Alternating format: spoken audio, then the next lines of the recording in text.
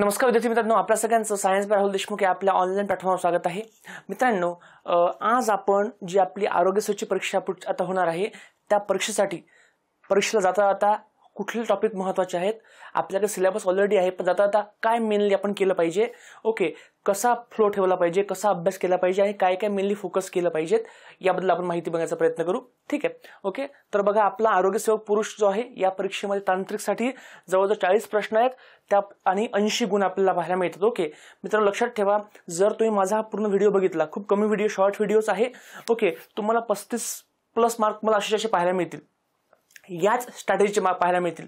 Okay, आपली जी आरोग्य सेवेची बॅच आहे बघा, या बॅच मध्ये मी जे पण व्हिडिओ घेतले आहे, मुलांनी म्हटलं सर हा बाकी आहे तो बाकी आहे, यातलं हे तसं नाही, जे मी टाकलेलं आहे तेच तेवढंच करा, बाकी काहीच तुम्हाला करायची गरज नाहीये। ओके, कारण बघा, जरी सिलेबस हा 10th चा असेल तरी सुद्धा थोडेफार 9चे प्रश्न, थोडेफार त्या टॉपिकचे काही सिमिलर प्रश्न, थोडेफार वरच्या लेवलचे प्रश्न सुद्धा येऊ शकतात, म्हणून मी त्या अँगलने सगळं घेतलेलं आहे, तेवढंच तुम्ही करा, बाकी तुम्हाला काही करायची अजिबात गरज नाहीये। क्लासिफिकेशनचे तुम्हाला ट्रिक्स सुद्धा दिलेले आहेत, ओके, तेवढंच करायचं, बाकी तुम्हाला काही करायची गरज अजिबात नाही। ठीक आहे, तर आपण आता बघा जाता काय केलं पाहिजे, कशा प्रकारे अभ्यास केला पाहिजे, काय केलं पाहिजे शेवटी। ठीक आहे, ठीक, ओके। आता सुरुवात करण्यापूर्वी बघा, तुम्हाला एक गोष्ट सांगतो, ही आपली जी बॅच आहे, आपली बॅच, ज्या मुलांनी आपली बॅच परचेस केली होती, मी तेव्हाच सांगितलं होतं की एक्झाम जरी नोव्हेंबर-डिसेंबर मध्ये होणार आहे तरी सुद्धा एक्झाम लेट होऊ शकते। मग आपण तेव्हाच बॅचची फीस खूप कमी ठेवली होती बघा, 249 रुपये फीस ठेवली होती आपण, 299 फी ठेवली होती आणि 6 महिने आपण ऍक्सेस दिला होता। आता योगायोगाने मुलांचे ऍक्सेस संपले आणि पुन्हा आता एक्झाम डिक्लेअर झालेली आहे। ओके, आता याची आपण व्हॅलिडिटी वाढवू शकत नाही कारण फी ऑलरेडी कमी होती। ओके, तरी पण आपण काय केलंय, ज्या विद्यार्थ्यांना आता पुन्हा बॅच बघायची आहे, काहींनी बॅच बघितलं नसेल, त्यांना आपण 50% डिस्काउंटचा कोड तयार केलेला आहे। जर तुम्ही हा कोड वापरला, ओके, तर तुम्हाला ती बॅच पुन्हा कंटिन्यू होताना पाहायला मिळेल। ओके, तो कोड आहे बघा, RD ऑफ, बघा, RD राहुल देशमुख, RD आणि OFF, RD ऑफ हा कोड आहे, लक्षात ठेवा। ओके, आणि जर हा कोड नाही वापरला गेला, लक्षात ठेवा हा कोड, ओके, तर अजून एक कोड आहे बघा, तो कोड आहे बघा, ओके, तो कोड आहे बघा, राहुल सर, बघा, राहुल सर, ओके, आपण पुन्हा लिहू बघा, राहुल सर, राहुल सर, तुम्ही हा कोड वापरा, राहुल सर आणि समोर 50, राहुल सर 50, बस असा तुम्ही कोड वापरला बघा, RD ऑफ किंवा राहुल सर 50, दोनपैकी कुठलाही कोड वापरा, मेनली हा पहिला कोड वापरा, ज्यांनी ऑलरेडी बॅच घेतली आहे त्या मुलांना 50% डिस्काउंट याच्यामध्ये मिळेल। ओके, आणि ज्यांना भविष्यात बॅच घ्यायची आहे सुद्धा एकदा अप्लाय करून बघा कोड। ठीक आहे, तर तुम्हाला 50% मध्ये ही बॅच उपलब्ध करून मी देत आहे, लक्षात ठेवा। ओके, चला आता बघा, आणखी पुढे जायच्या पूर्वी बघा, आपण सिलेबस एकदा पाहूयात बघा आणि काय केलं पाहिजे हे आपण पाहूयात। बघा, पुढे जायच्या पूर्वी मला आणखी एक गोष्ट सांगायची आहे, ती गोष्ट म्हणजे काय, आपण कमी पैशामध्ये 50 रुपयात फक्त टेस्ट चालवली होती, 25 टेस्ट, 1000 प्रश्न। पहिले जास्त प्रश्न होते, नंतर आपण प्रश्न कमी केली आणि फी पण कमी केली। त्यामध्ये 1-2 टेस्टमध्ये टेक्निकल एरर होता, तरी सुद्धा बघा, मुलांच्या क्युरिओसिटी सर त्याचं एक्सप्लेनेशन आम्हाला द्यायला पाहिजे होतं, त्याच्यामध्ये आम्हाला सर काही प्रश्न नव्हते वगैरे। मित्रांनो, टेस्ट सिरीजचा अर्थ काय होतो, फक्त प्रश्न सॉल्व्ह करणं वेळेवर, किंवा आपण हॅबिच्युअल होणं, ऑनलाईन सिस्टमला हॅबिच्युअल होणं, आपलं काय चुकलं काय बरोबर, फक्त आन्सर पाहायचं आणि पुढे जायचं। ओके, लक्षात ठेवा, टेस्ट सिरीजचा मेनली अर्थ होतो फक्त वेळेवर सुटतं का, किंवा आपल्या ऑनलाईन सिस्टमशी आपण कम्पॅटेबल आहोत का। ओके, त्यामध्ये खरंच बा एखादी गोष्ट चुकलेली आहे, मग ही चूक आहे, हे बरोबर आहे असं तुम्हाला करायची गरज नसते। टेस्ट सिरीजचा अर्थ वेगळा, अभ्यासाचा अर्थ असतो चांगलं, म्हणजे खरं काय खोटं काय, चूक काय बरोबर काय। टेस्टचा अर्थ जनरली काय होतो की फक्त आपण एक्झाम पॅटर्नशी काय होतो, कम्पॅटेबल आहोत का हे आपण चेक करतो, त्याच्यामुळे तुम्ही टेस्टवर जाऊ नका। कधी काय होतं, टेक्निकली एखादा प्रश्न चुकीचा त्याच्यामध्ये येऊ शकतो। ठीक आहे, चला बघा, आपल्याला 16 टॉपिक दिले, 16 टॉपिक। आरोग्य सेवक हा जो आपला पेपर आहे बघा, याच्यामध्ये आपल्याला 16 टॉपिक दिले होते। ते टॉपिक आहे बघा, gravitation, periodic classification of elements, chemical reaction and equation, effect of electric current, heat, refraction of light, carbon compound, space mission, lenses, heredity and evolution, life processes, environment management, animal classification, introduction to microbiology, cellular biology and disaster management। ठीक आहे, मराठीमध्ये याचे अर्थ, मराठीमध्ये जर पाहिलं बघा, तर आपले स्टेट बोर्ड जे 10वीचा पार्ट 2 आहे आणि 10वीचा पार्ट 1 आहे, त्यामधले चॅप्टर्स आहेत। ठीक आहे, आपण पाहूयात बघा, मग 10वीचं पार्ट 1 हे बुक आहे, या बुकमध्ये तुम्हाला हे चॅप्टरचे नाव दिलेले आहेत बघा, हा आपला सिलेबस आहे. ठीक आहे, मला तुम्हाला काय सांगायचं आहे, सिलेबस पाहताना सेम टू सेम कधीच फॉलो करायचा नाही. बघा हा तो आहे, याच्यामधले आपल्याला चॅप्टर दिलेत बघा. ठीक आहे, दिसतंय बघा तुम्हाला. याच्यामध्ये बघा गुरुत्वाकर्षण आहे, मूलद्रव्याची आवर्ती वर्गीकरण आहे, रासायनिक अभिक्रिया आहे, विद्युताचा परिणाम आहे. ठीक आहे, पण बघ लक्षात ठेवा, मला तुम्हाला काय सांगायचं आहे. आता बघा समजा या सिलेबसमध्ये टॉपिक आहे बघा भिंगे आणि त्याचे उपयोग, प्रकाशाचे अपवर्तन. लक्षात ठेवा, जरी लाईट टॉपिकमध्ये 2 पॉइंट आहेत, भिंगे आणि अपवर्तन, पण प्रकाश हा मोठा टॉपिक आहे. अपवर्तन जे आहे, अपवर्तनाच्या केसमध्ये फक्त एवढा अभ्यास न करता प्रकाशामध्ये तुम्हाला सगळे गुणधर्म आले पाहिजेत. ओके, मग आपण आपल्या बॅचमध्ये काय केलं होतं, सगळ्या गोष्टी प्रॉपर मी टाकून दिल्या होत्या. ओके, थोडंसं MPSC लेवलच्या पण काही गोष्टी टाकून दिल्या होत्या, कारण प्रश्न कसा आहे जरी आला तरी सुटला पाहिजे. ठीक आहे, आता बघा, आता मी काय केलं बघा, या टॉपिक थोडं कंपाईल केलं माझ्या भाषेमध्ये. कसं बघा, आता एकूण टॉपिक 16 आहेत, तर मी काय केलं बघा, मी तुम्हाला अशा प्रकारे कंपाईल केलं बघा. हे बायोलॉजी आहे बघा, बायोमध्ये बघा समजा मानवी संस्था, जर तुम्ही सिलेबस बघितला त्यात काय दिलं बघा, त्यात तुम्हाला शब्द वापरलाय बघा, त्यात शब्द आपल्याला वापरलाय बघा, जो 10वी पार्ट 2 मध्ये आहे. समजा मानवी संस्था हे मी वापरलाय शब्द, पण सिलेबस काय म्हणतो बघा, सिलेबसमध्ये चॅप्टरचं नाव वापरलंय बघा, सजीवांची जीवन प्रक्रिया. ओके, आता ऍक्च्युली बघा, सजीवांमध्ये ज्या जीवन प्रक्रिया होतात त्यांनाच म्हणतो आपण मानवी संस्था. बघा सजीवांच्या जीवन प्रक्रिया भाग 1 आणि भाग 2 आहेत. ऍक्च्युली 14 जवळजवळ साधारणतः आपल्याकडे 11 मानवी प्रक्रिया आहेत, ज्याला आपण म्हणतो बघा श्वसन, रक्ताभिसरण, उत्सर्जन. ठीक आहे, पण 10वी पार्ट 1 या पार्ट 2 मध्ये फक्त काहीच दिलेलं आहे. प्रजनन दिलेलं आहे, त्याच्यानंतर उत्सर्जन, श्वसन दिलेलं आहे, बाकी सगळ्या दिलेल्या नाहीत, पण मी तुम्हाला ते पण टाकून दिलेलं आहे. ओके, म्हणजे बघा सिलेबसमध्ये 2च पॉईंट आहेत हे, पण ऍक्च्युली या दोन पॉईंटला कॉमनली आपण मानवी संस्था असं म्हणतो. ओके, त्या मानवी संस्थेचा तुम्हाला डिटेल अभ्यास करणं गरजेचं आहे. ठीक आहे, आता नेमकं काय करायचं ते पण आपण बघूयात. ठीक आहे, बघा मानवी संस्था, नंतर बघा पेशी. आता ऍक्च्युली बघा मानवी संस्था हा जो टॉपिक आहे, आता तुम्ही शब्द बघितला सजीवांची जीवन प्रक्रिया होताना आवश्यक आहे अवयव, मात्र अवयव बनले असतात पेशीपासून, म्हणून पेशी हा सुद्धा उपघटक आहे. जरी सिलेबसमध्ये असं पॉईंट मेन्शन नाही डायरेक्टली, तरी पण हा टॉपिक तुम्हाला केला पाहिजे. त्याच्यानंतर बघा आरोग्य आणि रोग. आता पेपर आपला आरोग्य सेवकचा आहे आणि आरोग्य रोगचा टॉपिकच नाही 11 आपल्या सिलेबसमध्ये, तरी आपला तो करणं गरजेचं आहे, लक्षात ठेवा. म्हणून मी माझ्या बॅचमध्ये हे पण टॉपिक तुम्हाला टाकून दिलेले आहेत, ट्रिक्स वाईज तेवढे पाहून घ्यायचे, बाकी एक्स्ट्रा तुम्ही काही करू नका. मुलांचे क्युरियस सर या चॅप्टरचं हे बाकी आहे, त्यातलं ते नाही केलं, टाकलं यातलं हे, अरे त्या चॅप्टरमधले जे इम्पॉर्टंट आहे ते मी टाकलेलं आहे, जे बाकी इम्पॉर्टंट बाकी बुकमधलं आहे की बाकी चॅप्टरचं आहे, बाकी इयत्तेमधलं ते मी पण टाकलेलं आहे.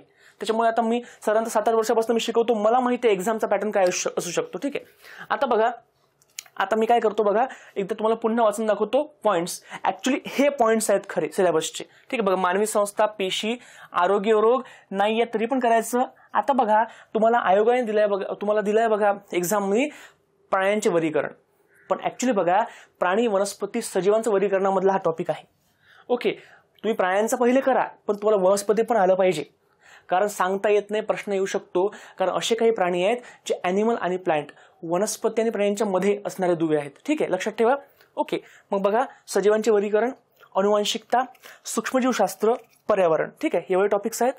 Human systems, health and disease, cell, classification, heredity, microbiology, environment. ठीक आहे, तुम्ही यापैकी बघा फोकस करा, मेन फोकस करा बघा क्लासिफिकेशन, ओके, मानवी संस्था आणि या सूक्ष्मजीवशास्त्रावर मेनली फोकस करा. मी सांगतो कसं फोकस करायचं, काय वाचायचं. ठीक आहे, एकदा बघा पुढला आणखी पॉईंट बघून घ्या. बघा फिजिक्सचे काही टॉपिक आहे बघा, ते बघा गुरुत्वाकर्षण, ग्रॅव्हिटेशन, उष्णता म्हणजे हीट, विद्युतधारा आणि चुंबकत्व. ओके, आता बघा टॉपिक फक्त विद्युतधारा आणि चुंबकत्व मी दिलेलं आहे, पण आपल्याला मेन्शन आहे विद्युतधारेचे परिणाम, औष्णिक परिणाम, रासायनिक परिणाम वगैरे वगैरे. ठीक आहे, पण तुम्हाला सगळंच येणं गरजेचं आहे, म्हणून मी पूर्णच व्हिडिओ तुम्हाला टाकून दिलेला आहे. माझा ऑलरेडी रेकॉर्डेड व्हिडिओ होता, तो टाकून दिला आहे, जेणेकरून तुम्हाला आलं पाहिजे, परीक्षेमध्ये प्रश्न कसा येतो झाला पाहिजे सॉल्व. ठीक आहे, नंतर बघा अवकाश मोहिमा टॉपिक आहे, पण अवकाश तंत्रज्ञानासंबंधी जे पण गोष्टी आहेत सगळ्याच्या मी टाकलेल्या आहेत, लक्षात ठेवा. ठीक आहे, नंतर बघा टॉपिक आहे प्रकाश. प्रकाशामध्ये फक्त टॉपिक मेन्शन आहेत अपवर्तन आणि भिंगे, पण सगळं करणं गरजेचं आहे. ओके, चला. आणि बघा केमिस्ट्रीमध्ये टॉपिक आहे बघा, ते टॉपिक आहेत बघा रासायनिक अभिक्रिया. रासायनिक अभिक्रियेमध्ये तुम्हाला मी फक्त एकच पार्ट टाकलेला आहे माझ्या बॅचमध्ये, तेव्हाच करायचा, बाकी रिॲक्शन्स येत नाहीत. ऑर्गॅनिक केमिस्ट्री रिॲक्शन तुम्हाला येणार नाहीत परीक्षेमध्ये डायरेक्टली, तुम्हाला फक्त प्रकार येतील, ते मी घेतलेले आहे ऑलरेडी. ठीक आहे, नंतर बघा आम्लरिक क्षार, कार्बनचे जग, आवर्त सारणी आणि आपत्ती व्यवस्थापन. ठीक आहे, तेवढे टॉपिक आहेत बघा. आता बघा तुम्हाला एक्झाममध्ये काय अपेक्षित आहे बघा. एक्झाममध्ये काय येणार लक्षात ठेवा. तुम्ही पुस्तक वाचताना का कुठली बॅच करताना, ओके, आता आपल्याकडे वेळ कमी आहे. सर तुम्ही माझी बॅच आता परचेस केली, काय करायचं बघा, 1.5च्या स्पीडनी पुढे जायचं. आता बघा तुम्ही पुस्तक वाचताय, तुम्हाला काय करायचं, सगळ्यात पहिले बघा एक्झाममध्ये पहिला प्रश्न येऊ शकतो, संकल्पना एखादी येऊ शकते. ओके, संकल्पना. IBPSचा पेपर आहे, थोडंफार कॉन्सेप्च्युअल तुम्हाला क्लॅरिटी पाहिजे, तुम्हाला कॉन्सेप्च्युअल क्लॅरिटी असली पाहिजे. ओके, मग कॉन्सेप्ट दिसला का हायलाइट करून पुढे जायचं, पटकन पुढे जायचं. तुमच्याकडे नोट्स असतील तर एकदम पटकन कॉन्सेप्ट, समजा हीट काय, उष्णता, तापमान, काय कॉन्सेप्ट आहे बघा. ओके, त्याच्यानंतर बघा, त्याच्या दुसरा बघा सगळ्यात मेन शास्त्रज्ञ जर दिसले तुम्हाला, शास्त्रज्ञ सायंटिस्ट, तर तुम्हाला पहिले हायलाइट करून ठेवायचे शास्त्रज्ञ. ओके, नंतर यांनी कुठले शोध लावले हे पण, कारण हे तुम्हाला एक्झाममध्ये येऊ शकतं. थोडंफार फॅक्च्युअल प्रश्न जर आले तर तुम्हाला येऊ शकतं परीक्षेमध्ये. नंतर बघा जर त्याच्यामध्ये जर तुम्हाला काही असले क्रम, महत्त्वाचे क्रम असले, क्रम, ओके, कुठल्या क्रमाने, ओके, एखाद्या समजा आपल्या शरीरामध्ये पेशी, उती, अवयव, संस्था, असा हा क्रम आहे, हे क्रम तुम्हाला हायलाइट करून ठेवायचे आहे. नंतर बघा त्याच्यानंतर सगळ्यात महत्त्वाची गोष्ट, त्याच्यामध्ये महत्त्वाचे उपयोग आहेत का, कुठल्या गोष्टीचे महत्त्वाचे गुणधर्म आहेत का, ठीक आहे. नंतर कुठल्या गोष्टी संबंधी महत्त्वाचे फॅक्ट्स आहेत का, तथ्य आहेत का, तुम्हाला हे बस एवढं लक्षात ठेवायचं. तुम्हाला एवढ्या गोष्टी करायच्यात बघा, साधारणतः 7 गोष्टी. कशा तुम्हाला सांगतो बघा. समजा आता बघा आपला एक टॉपिक आहे बघा, तो आहे ओके, तर बघा कसं पाहायचं. समजा बघा हा टॉपिक आपल्याकडे आहे अवकाश मोहिमा. ओके, हा टॉपिक आहे अवकाश मोहिमा. ओके, आता बघा याला कसं करायचं, कसं काय तुम्ही टॅकल करायचं, काय मेनली करायचं. फास्ट बघा, जास्त वेळ लागत नाही. टॉपिक 16च आहे. 16 टॉपिकमध्ये 16 चॅप्टर्स आहेत. फास्टमध्ये गेले थोडेसे, हायलाइटर घेतलं, फक्त हायलाइट केल्या गोष्टी तरी पण होऊन जातं. बघा एक्झाम्पल बघा, समजा अवकाश मोहिमा टॉपिक आहे बघा. सगळ्यात लास्ट टॉपिक आहे. समजा मी आता चॅप्टर इथे ओपन केला. ओके, पहा अवकाश मोहिमा. ठीक आहे, बघा मग याच्यामध्ये आपला सब टॉपिक आहे बघा, अवकाश मोहिमा, कृत्रिम उपग्रहांचे वर्गीकरण, प्रक्षेपक, कक्षा वगैरे वगैरे. ठीक आहे, आता बघा आपण काय करायचं बघा. पहिला पॉईंट आहे. ओके, मला सांगा हा जो पहिला पॉईंट आहे काय, हे थोडे आठवा, म्हणजे मागचं काहीतरी आहे, काहीतरी बेसिक गोष्ट आहे, हे काही एक्झाममध्ये येत नाही. ठीक आहे, समजायचं अवकाश मोहिमा का बरं असतात, का नसतात वगैरे, काय असतं याची, हे प्रश्न येतील का बघा, अजिबात येत नाही.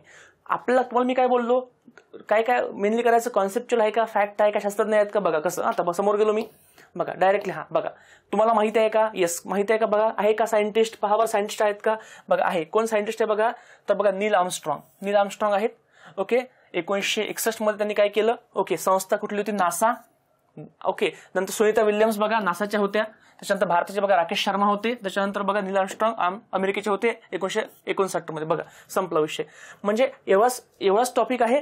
मी पट्ट 4 गोष्टी हायलाइट केला, संपला विषय. ह्याच्याशिवाय तुम्हाला प्रश्न येणार नाही. त्याच्यानंतर बघा पुढला पॉईंट, समजा अजून पुढे गेलो आपण याच्यामध्ये, तर बघा याचं गरज आणि महत्व का बरं आहे.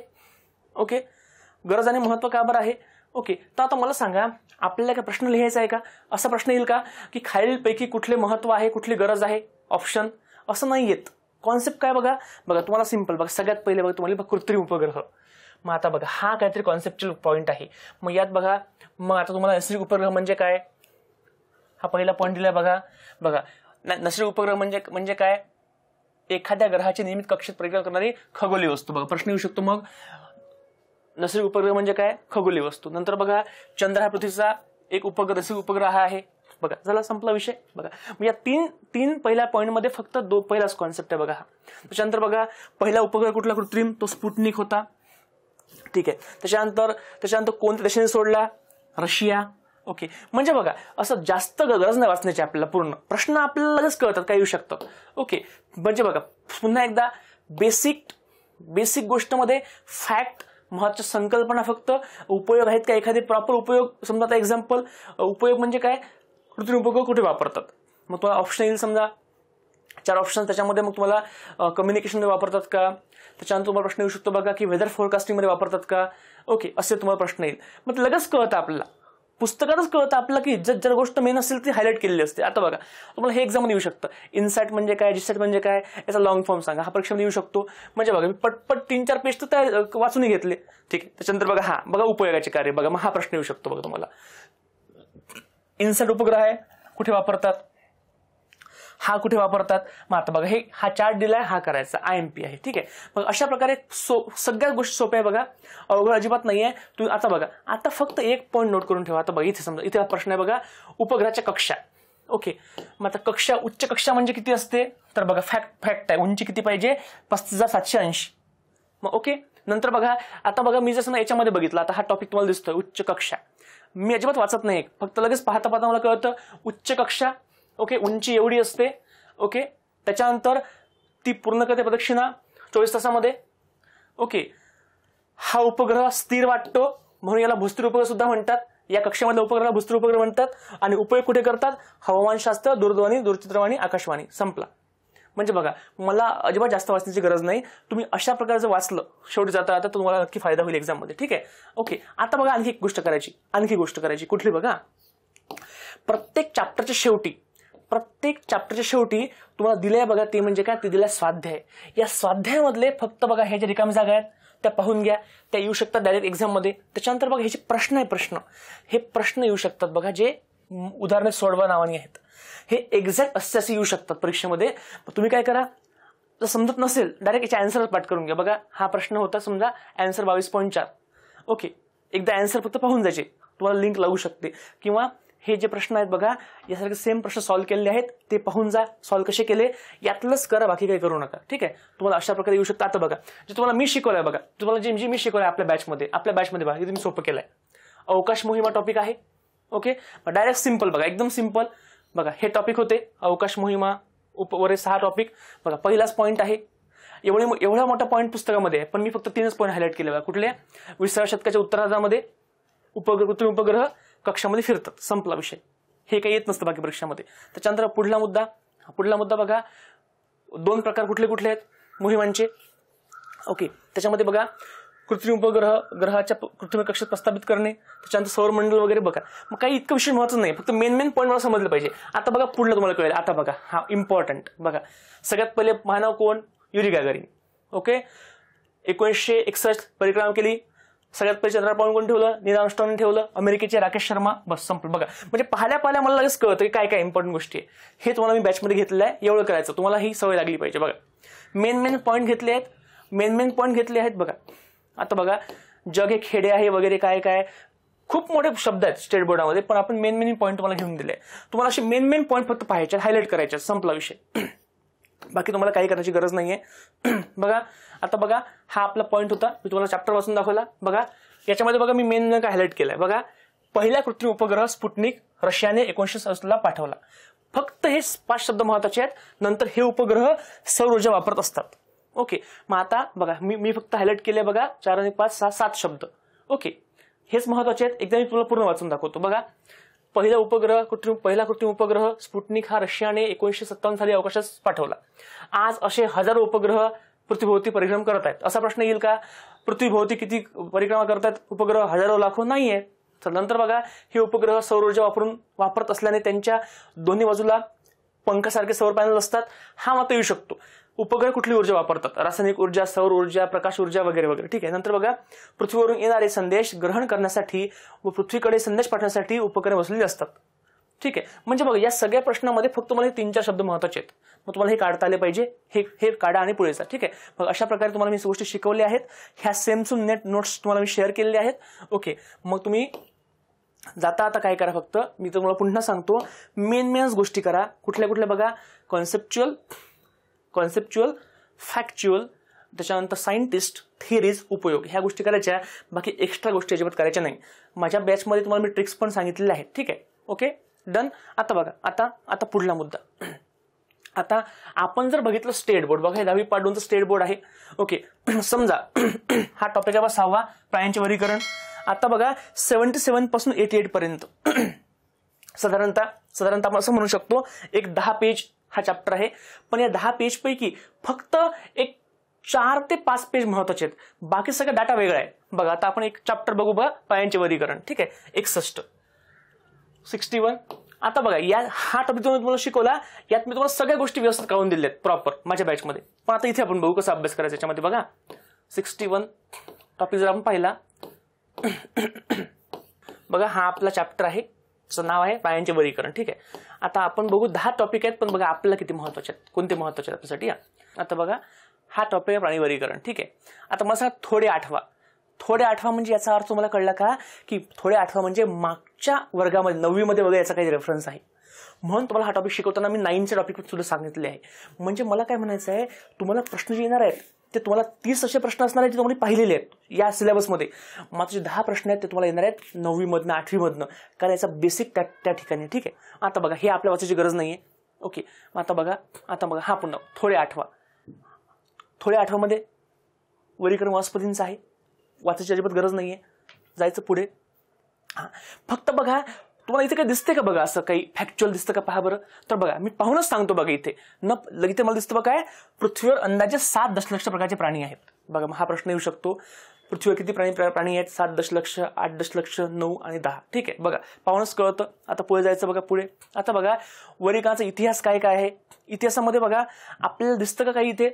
आता बघा मग आता आपल्याला पाहायचं आहे ते म्हणजे काय सायंटिस्ट आहेत का, पहा बरं. मग बघा हा टॉपिक जर मी पाहिला तर या ठिकाणी, तर बघा या ठिकाणी मला दिसतं बघा एरिस्टॉटल यांनी केलं प्राण्यांचं वर्गीकरण सगळ्यात पहिल्यांदा. दिसलं. पुढे गेलो. त्याच्यानंतर बघा एरिस्टॉटल यांनी मानली कृत्रिम पद्धत, हा प्रश्न येऊ शकतो. नंतर बघा थिओफ्रस्टस, प्लिनी, जॉन रे, लिनियस, हे सुद्धा इथे शब्द आले.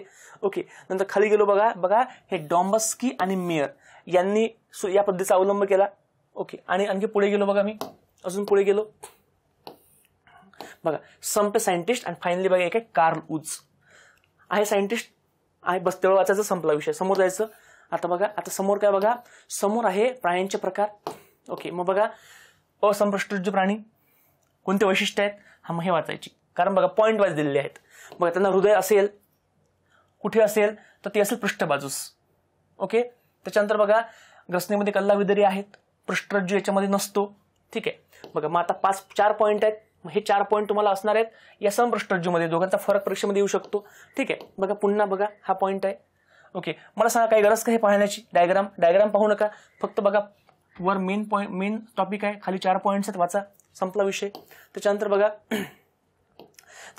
आता बघा हा पॉईंट खूप महत्त्वाचा आहे. हा म्हणजे काय, प्राणीसृष्टी, याचे 2 प्रकार आणि उपप्रकार. जरी तुम्हाला हे दिले, बघा मी तुम्हाला शिकवताना सगळे शिकवले, सगळे तुम्हाला मी माझा व्हिडिओ दिलाय जुना, बघा तो, त्याच्यामध्ये सगळे ट्रिक्स आहेत. तेव्हाच तुम्हाला करायला पाहिजे होतं. समजो नाही समजो डायरेक्ट, कारण परीक्षेमध्ये येतात एक्झाम्पल्स. तुम्हाला परीक्षेमध्ये येणार आहेत या 10चे एक्झाम्पल कुठले, कोणते एक्झाम्पल कशामध्ये येतं. ओके, मग समजा एक्झाम्पल बघा, पहिला आपल्याकडे आहे पोरीफेरा. ओके, समजा आपल्याकडे एखादा आपण गट बघू. बघा आता बघा हे निकष, हे वर्गीकरणाचे निकष आहेत.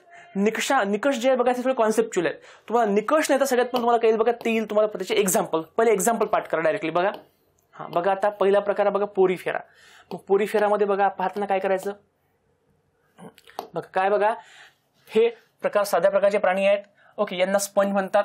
झाला स्पंज संपला. यांच्या शरीरात छिद्र असतात. ओके, यांना म्हणतो ऑस्ट्रिया आणि ऑक्युला.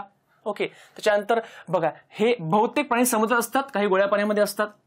शरीर कसं आहे, असंमित आहे. ओके, यांच्यामध्ये कॉलर पेशी असतात.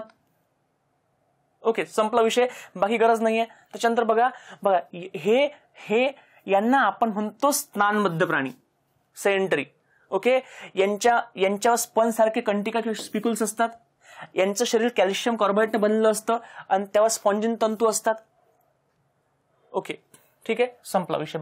बघा मी इतकं सगळे डाटा आहे, पण मी किती 1 2 3 4 5 6 7 8 9 10 एक पॉईंट फक्त काय केले, हायलाइट केले.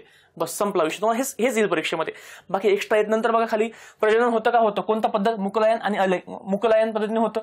ठीक आहे, त्याच्यानंतर बघा उदाहरणं, सायकॉन, युस्पॉन्जिया, हायलोनेमा, युप्लेक्टेला इत्यादी.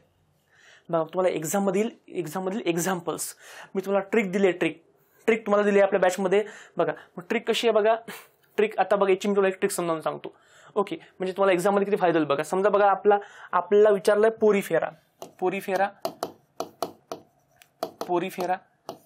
ओके, आता बघा माझी ट्रिक आहे. बघा इथे शब्द काय, बघा पोरी. बघा पोर आहे, पोरी शब्द आहे आणि पोरो शब्द आहे इथे, बरोबर. ओके, आणि फेरा किंवा फिरवा. तुम्हाला माहिती आहे आपल्याकडे लहान बाळ असतात. लहान बाळ शब्दशः घेऊ नका याला. आपल्याकडे लहान बाळ असतात. लहान बाळ, एक तर ती मुलगी असते किंवा मुलगा असते, लहान बाळ, बेबी. मग त्याला आपली आई म्हणते, दादा किंवा वहिनी म्हणतात आपल्या, किंवा ताई म्हणते की बाळाला फिरून आण, पोरीला फिरून आण. मग ते पोरी फिरवा, पोरं फिरवा. ठीक आहे, मग आता लहान बाळाला असते का सायकल. बघा लहान बाळाला लहान सायकल असते, सायकल, बरोबर. सायकलला असते का सीट असते, सीटमध्ये काय असतो, स्पंज, बरोबर. ओके, आता बघा, आता हे जे लहान बाळ आपण फिरवणार आहे बघा, ते फॉरेनचं बाळ आहे असं आपण समजू, आणि त्या बाळाचं नाव आहे बघा, त्या बाळाला आपण म्हणतो ल्युसी. काय, ल्युसी बाळाचं नाव आहे त्या. ओके, ठीक आहे. आपण आता बाळाला फिरायला सायकलवर, त्याला सीट आहे, त्याला स्पंज आहे सीटमध्ये. नंतर बघा, हिला भूक लागली, ती म्हणते मला खायचं आहे कटलेट, बरोबर, कटलेट. आता ही सायकल आहे, सायकल जी आहे, सायकलला चावी आहे, चाबी म्हणजे इंग्लिशमध्ये काय बघा, की. चाबी आहे म्हणजे काय इंग्लिशमध्ये, की आहे, की आहे की. नंतर बघा, नंतर आता बघा, ही जी ल्युसी आहे हिची हाईट कमी आहे, सायकलची हाईट जास्त आहे. मग इथे शब्द आहे बघा हाईट. सध्या मी फक्त इतकीच ट्रिक घेतो. मग आता बघा, आपण सिंपल ट्रिक बघितली, पोरी फिरा, पोरं म्हणजे लहान बाळ, पोरं फिरवा, लहान बाळ फिरवा. मी लगेच कळतं कशावर फिरवा, सायकलवर. सायकलची गोष्ट म्हणजे याची ट्रिक असेल. सायकलला सीट आहे, कोणती मुलगीचं नाव आहे ल्युसी, ती खाते कटलेट, सायकलला चावी आहे आणि सायकलला हाईट आहे, बरोबर. एकदा पुन्हा बघा एक्झाम्पल कुठले बघा इथे बघा आहे, सायकल, युस्पॉन्जिया, हायलोनेमा, युप्लेक्टेला. ठीक आहे. आता बघा मग ट्रिक कशी वापरायची. आता बघा मी ट्रिक काय वापरली, बघा सायकलवरनं पहिले एक्झाम्पल सायकॉन, स्पंज वरनं सगळ्या प्रकारचे स्पंजेस, युस्पॉन्जिया, स्पॉन्जिला, स्पॉन्जिगा, सी स्पंज, यू स्पंज, हे सगळे एक्झाम्पल पोरिफेरामध्ये येतात. ओके, ल्युसीवरनं ल्युकोसोलेनिया एक्झाम्पल पोरिफेरामध्ये येतं. सगळ्यांना क्लिअर आहे का. त्याच्यानंतर बघा कटलेट, युप्लेक्टेला एक्झाम्पल याच्यामध्ये येतं. त्याच्यानंतर बघा कीवरनं क्लिओना, आता हे एक्स्ट्रा एक्झाम्पल एनसीईआरटी मधलं मी घेतलेलं आहे आता. ओके, आणि हाईट वरनं बघा हायलोनेमा. ठीक आहे. बघा मग ट्रिकनी काय केलं, एक्झाम्पल पाठ करून दिले. अशा प्रत्येक घटनेच्या ट्रिक माझ्या बॅचमध्ये मी घेतलेल्या आहेत. तुम्हाला काही करण्याची गरज नाही, तेवढे पाठ करा, संपला विषय. बघा आले, सायकॉन, युस्पॉन्जिया, हायलोनेमा किंवा हायलोनेमिया, युप्लेक्टेला इत्यादी एक्झाम्पल्स, संपला विषय. मग असं बघा, अशा तुम्हाला ट्रिक वापरून आता या 10 दिवसामध्ये करायचं आहे. मग तुम्हाला मी एक गोष्ट सांगतो बघा, जरी आपला सिलेबस स्टेट बोर्ड 10वी पार्ट 1-2चा आहे, तरी पण तुम्ही काय करा बघा, त्या संबंधित जे चॅप्टर बाकी वर्गामध्ये ते पण इथे वाचून जा, त्याची PDF. ओके, बॅचमध्ये तुम्ही घेतलेलंच आहे. जर तुम्ही बॅच केली माझी, तुम्हाला कॉन्फिडन्स येऊनच जाईल. ओके, पण तरी ज्यांचे नवीन मुलापासून असं वाटतं सर आमच्याकडे आमची परिस्थिती नाही, बॅच घेऊ शकत नाही वगैरे, त्यांनी काय करा बघा मी तुम्हाला शेवटचं सांगतो इथे काय करायचं आहे. बघा आपले टॉपिक कुठले आहे बघा, एकदा पुन्हा बघा आपले टॉपिक कुठले आहेत. बघा मानवी संस्था, पेशी, आरोग्य. बघा मग काय करायचं आहे, बघा टॉपिक आहे मानवी संस्था.